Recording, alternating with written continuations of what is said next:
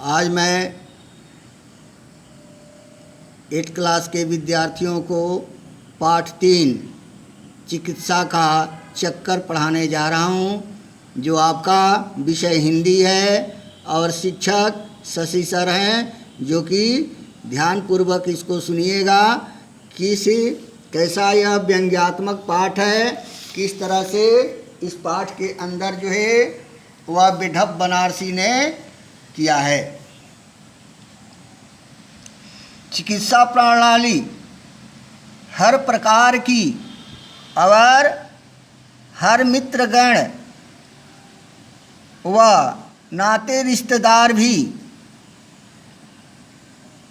सबके लिए जो है यह जरूरी है। किसी के बीमार पड़ने पर क्या वातावरण होता है,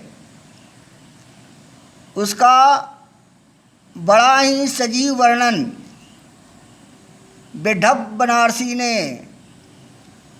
व्यंग्यात्मक रूप में प्रकट किया है, जो सराहनीय है। विडम्ब बनारसी स्वयं लिखते हैं कि मैं बिल्कुल हट्ठा कट्ठा आदमी हूँ। बताते हैं कि मैं कैसा आदमी हूँ, हट्ठा कट्ठा। देखने में मुझे कोई भला आदमी रोगी नहीं कह सकता। वे कहा करते हैं कि यदि मुझे कोई आदमी देखता भी है तो वह रोगी मुझे नहीं बताता। मेरी आयु लगभग 35 वर्ष की है। वे अपनी आयु को कितना बताते हैं? 35 वर्ष। आज तक मैं कभी बीमार नहीं पड़ा। उनका कहना है कि मैं जीवन में अभी 35 वर्ष की अवस्था में कभी भी मैं बीमार नहीं हुआ। लोगों को बीमार देखकर मेरी भी आकांक्षाएं होती थी कि किसी दिन मैं भी बीमार होता। उनके मन में हार्दिक इच्छा क्या है? लोगों को बीमार देखकर अपने लिए बीमार पड़ने की जो है वह हार्दिक इच्छा है।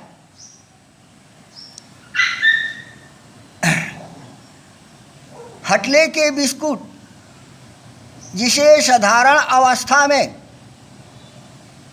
घर वाले खाने को नहीं देते हैं, खाने को मिलती, ये आकांक्षाएं हैं उनके मन में कि मुझे हटले के बिस्कुट मिलता खाने के लिए।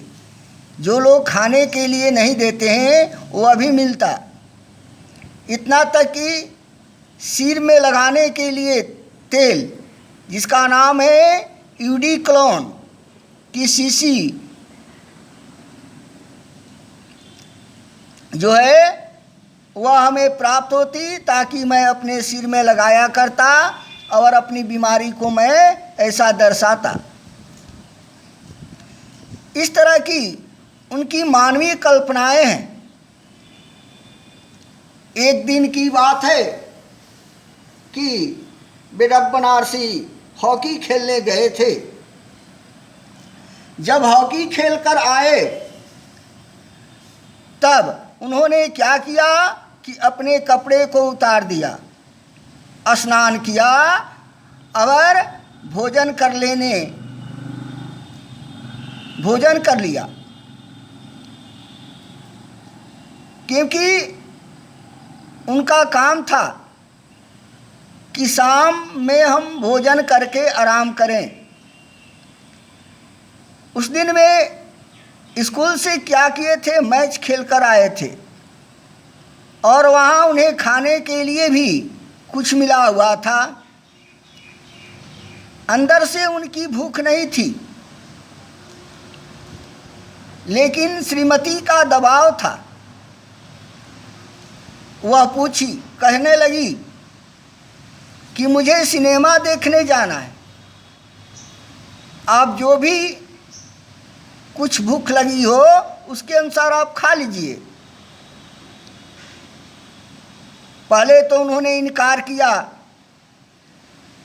लेकिन बाद में उन्होंने कहा कि ठीक है, लाओ। पत्नी ने उन्हें खाना दी। खाने में 12 पुरिया थी, आधा पाव मलाई था। इसके बाद बाग बगान से प्रसाद जी के यहाँ से रसगुल्ले आए थे। उसमें से वे 6 रसगुल्ले खा लिए और चरपाई पर लेट गए।